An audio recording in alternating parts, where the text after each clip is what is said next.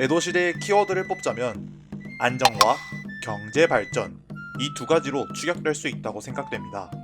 일본 역사상 국내외로 전쟁 등이 없었으며 활발한 상업 활동 덕에 경제도 크게 성장하였죠. 이러한 에도 시대의 경제 발전을 이야기할 때 빼놓을 수 없는 것이 바로 화폐인데요. 오늘은 에도 시대에 자리 잡은 화폐 제도에 대해 이야기해 보도록 하겠습니다. 동아시아에서 화폐가 사용된 건 굉장히 오래되었습니다. 고대 중국의 상나라 때 조개 껍데기를 화폐로 사용했던 것으로부터 재와 화자에 조개 패자가 쓰이게 되었죠. 일본의 경우 아스카 시대 말기에 제작된 와도우 카이친과 후혼센이 최초의 화폐라고 하는데요. 비교적 최근에 발굴된 후혼센이 와도우 카이친보다 오래된 것이라고 합니다. 그러나 실제 거래에 사용된 기록이 있는 와도우 카이친과는 다르게 후혼센은 유통화폐로서의 기록이 아직 발견되어지지 않아 아직까지 공식적인 최고 화폐는 와도우 카이친이라고 합니다. 그러나 11세기경 구리의 생산량이 저하되어 화폐 주조가 원활하지 못하자 화폐 경제는 쇠퇴하게 됩니다. 이후 가마쿠라 시대, 무로마치 시대, 전국시대 전기를 통틀어 일본 내에서는 화폐는 제작되어지지 않고 중국의 화폐를 들여와 사용하기 시작합니다. 전국시대 후기에는 각 영주들이 광산을 개발하여 금, 은을 유통하기도 하였습니다. 오다 노부나가와 도요토미 히데요시도 화폐 제도 정착에 힘썼다고 합니다. 에도 시대에는 히데요시의 광산을 막부 직할로 바꾸고 화폐 제조 기술을 확보하여 막부가 화폐 제조를 독점합니다. 에도 시대부터는 금화, 은화, 동화의 삼화 제도가 확립되어집니다. 세 가지 화폐 중 가장 비쌌던 금화는 주로 에도에서 사용되었습니다. 금화의 주조는 에도를 비롯한 교토, 승푸, 사도 등에서 이루어졌는데요. 에도 시대 후기에는 현재 일본의 중앙은행 본점이 위치한 킨자에서만 만들어지게 됩니다. 메이지 유신으로 화폐 제도가 바뀔 때까지 고토 가문이 화폐 주조 임무를 대물림해 왔다고 합니다. 에도 시대에 만들어진 금화에는 오반과 코반 두 가지 종류가 만들어졌는데요. 에도 초기를 기준으로 코반은 17.9g, 오반은 약 165g 정도의 무게로 만들어졌다고 합니다. 이 두 가지 금화는 서로 용도가 달랐습니다. 코반이 작은 금화이긴 했으나 예나 지금이나 금의 가치는 매우 높았기 때문에 코반도 일상생활에서는 쓰이지 않았습니다. 주로 상인들 사이에서 물건의 대금을 지불할 때 쓰였다고 합니다. 코반에 대략 10배의 가치를 지녔다고 여겨진 오반은 증담용 화폐, 즉 기념화폐 같은 물건이었습니다. 현대의 올림픽 기념 주화를 가게에서 쓰지 않는 것처럼 오반도 상거래에는 쓰이지 않았다고 합니다. 다음으로 살펴볼 것은 은화입니다. 은화는 주로 오사카 상인들의 상거래에 쓰였습니다. 많은 분들이 아시다시피 은화의 주조는 긴자에서 이루어졌습니다. 긴자 또한 오사카 등 지방 도시에도 설치되었으며 은화의 주조는 다이코쿠 가문이 도맡았다고 합니다.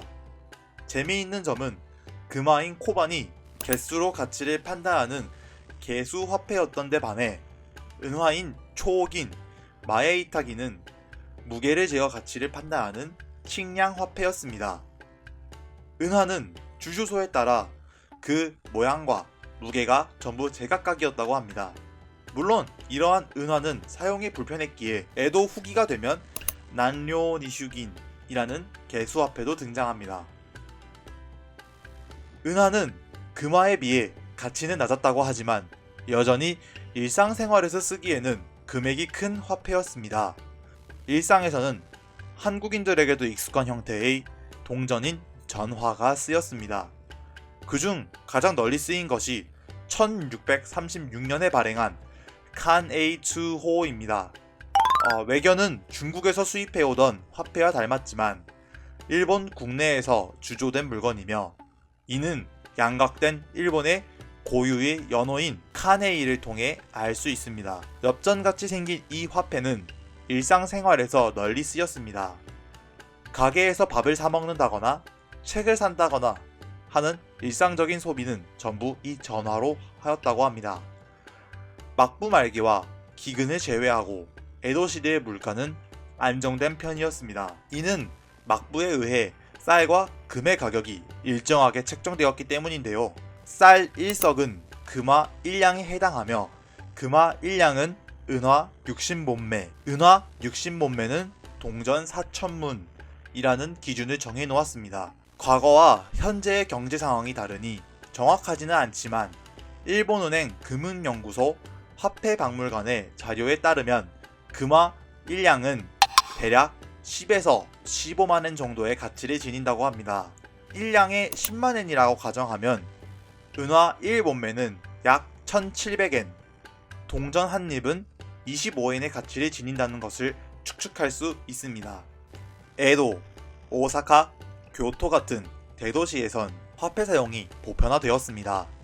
그러나 그 외의 지방에서는 화폐 보급이 더딘 편이었고 에도 시대 초기에는 여전히 물물 교환이 대세였습니다.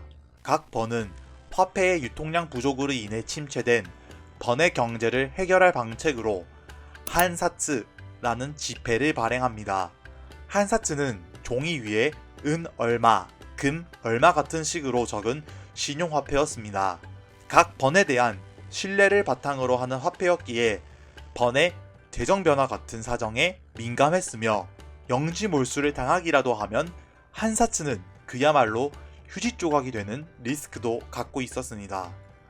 발행 주체인 각 번이 그 가치를 보증하였기에 실제로 각 번이 금, 은을 준비해야 할 필요성이 있었으나 실제로 그만한 금, 은을 보유한 번은 적었습니다. 그러한 번은 한사츠의 발행권을 유력 상인에게 이양하여 상인의 신용을 이용해 발행하기도 하였다고 합니다. 한사츠는 기본적으로 해당 번 안에서 그 가치를 인정받았기 때문에 다른 번에서 거래를 하기 위해선 금화나 은화 혹은 목적지 번의 한사츠가 필요로 했습니다. 이러한 환전의 수요에서 환전상들이 탄생하였고 이들이 에도시대의 금융업자로 성장합니다. 이들 환전상들은 대부업으로도 부를 축적하고 후에 재벌로 성장하게 되는데요. 대표적인 사례가 미츠이 가문의 미츠이 금융그룹과 코오노이케 가문의 산화은행입니다. 오늘은 화폐 제도의 정착과 그에 관한 이야기를 해보았는데요. 서양에서도 신대륙에서의 금, 은이 유입되면서 상업혁명이 일어나고 이를 발판으로 산업혁명이 일어났듯이 에도시대도 대량으로 채굴된 은을 바탕으로 화폐 제도가 보급되고 다음 시대로의 발판을 마련할 수 있었던 것 같습니다. 이상 넓고 얕은 일본 이야기 B급무사였습니다. 시청해주셔서 감사합니다.